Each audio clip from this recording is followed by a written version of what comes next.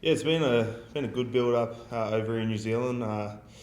There's been plenty of hype over here, and just walking around the streets, everyone's letting us know the results, which is something you enjoy when you're playing in, I guess, enemy territory. And I guess for us, we've taken our stride this week. We've had a really good week's prep.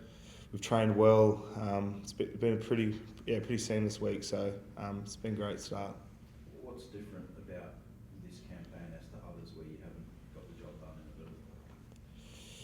Yeah, well, I guess obviously we haven't won the Bledisloe in a long time, and I guess for us we're really trying to stay, I guess, really driven on how we're playing and how we've trained this week. We've prepared well, and we're just focused on performing on the field. And we know what's at stake this weekend and next weekend, but for us we just continue to focus on ourselves and try and improve as a team. And we know if we play our style of footy and we win the collisions out there, will be put us on the right way there. Are you getting pretty acclimatised to, you climb lots of, had mountains to climb all year, really, haven't you? The Lion Series, outsiders, going to South Africa, outsiders. Do you feel like this is kind of comfortable territory where, there's a big job ahead, but, you've got, I guess, belief in what you can do? Yeah, definitely. Obviously, we've played a lot of big matches this year, which is something which gives the group a lot of confidence because you got the British and Irish Lions in a 3-game series, and obviously over South Africa.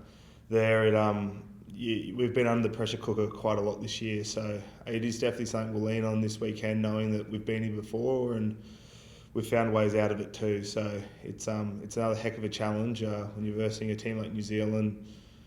We haven't won over here in quite a long time. History's all against us, but that's something which really excites this group. Harry, first off, welcome to beautiful Minnesota, Auckland. Is there an you mentioned your style of play, is there an expectation from your fans that you play an up-tempo, exciting style? Oh, thanks. The weather's actually turned on the last couple of days, which has been nice, but I wouldn't say there's any expectation from our fans. I think they just want to see the Wallabies winning and playing the right sort of way, but for us, we sort of know what sort of style works for us, and that's what we're trying to play, and that style we believe can win test matches and can win important test matches. So it's something we want to stick to. We just want to stick to playing it, not try and go away from it and do it for 80 minutes, and that gives us our best chance of winning. What have you seen from the All Blacks so far this year that causes you concern or causes you confidence?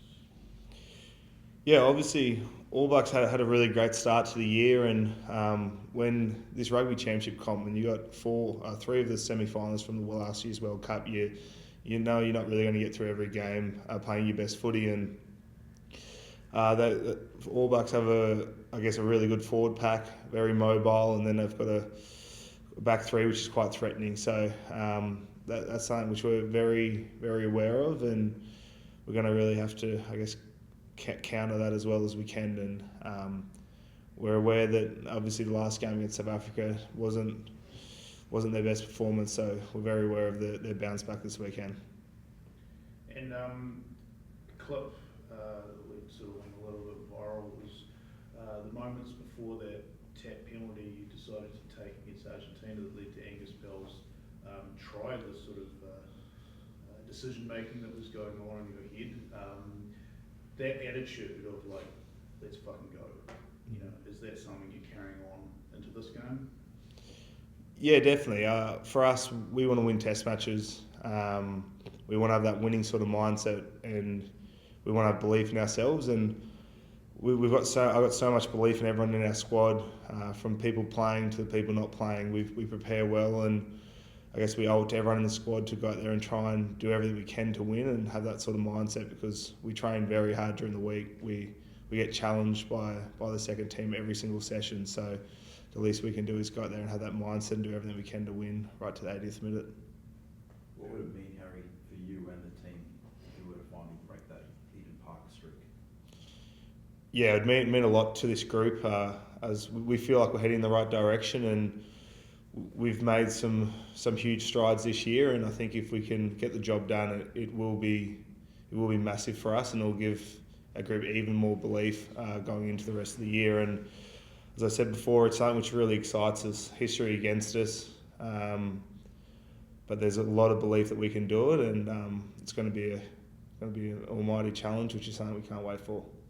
Harry, what about the discipline side of things? Obviously, it was identified the last 2 tests as being a bit of a blowout from what was good in South Africa and even in the Lions series. Like, what sort of work's been done? Have you reviewed those 2 previous tests to figure out why that count went so high? Yeah, we had a pretty harsh review when we came in at the start of the week. There was a lot of, I guess, individual errors probably in those couple of tests, which really did hurt us. And we really just went back on the training park. We tried to train at a real high standard. The coaches were reffing us pretty hard, making sure we weren't getting away with any of the things we thought we could get away with in the previous tests. And we've prepared well. We know we're a disciplined team. We've had a few lapses of judgments in the last few tests, but we want to get back in the right way, and we've trained it, so there's no reason we can't go out there and do it now. Can you identify principles like that are going right in South Africa, for example, things that you're doing, decisions you're making, attitudes you're taking, and then versus opinions? I think it was just more probably sticking to system. When we're in South Africa, we've got a system which everyone understands, and when people go out of system, that's when it can really hurt us, and we can get penalised and put ourselves in some really tough positions. So that's been our challenge here. You know what sort of team All Blacks are with the threats across the park, and if we stay in our system, stay connected and be a lot smarter around the breakdown, I think it will put us in a good situation. You touched on the Eden Park situation. It sounds like that's going to be kind of a motivating factor for you guys. But I'm just wondering, you've got that. You've got a guy bringing up a pretty big milestone, James Slipper, and you've got a chance to get one hand on the Bledisloe and one hand on the Rugby Championship. I'm just wondering, do you get a sense this week about what is kind of driving you guys the most to win this game? What is kind of the chief motivator for you guys? Oh, there's so many motivators for us this weekend. A lot of it is just for us to keep heading the right way as a group, right direction. You got a person like James Slipper playing his 150th game, someone who means so much to every single person in our squad, our staff. In playing such a big milestone game, it's definitely adds a little bit more motivation. And when there's the opportunity, we're sitting first in the Rugby Championship. We'd love to get that, and then put ourselves in a position to go close to Bledisloe. There is plenty of motivation, but for us, we just got to worry about going there and playing our. It's not all, I guess, motivation that's going to win us for the game. It's us going to be sticking to our systems, playing good footy for 80 minutes there. And just one thing about the Wallabies test this year, with a couple of exceptions, you've finished really strongly the test matches, whereas the All Blacks haven't.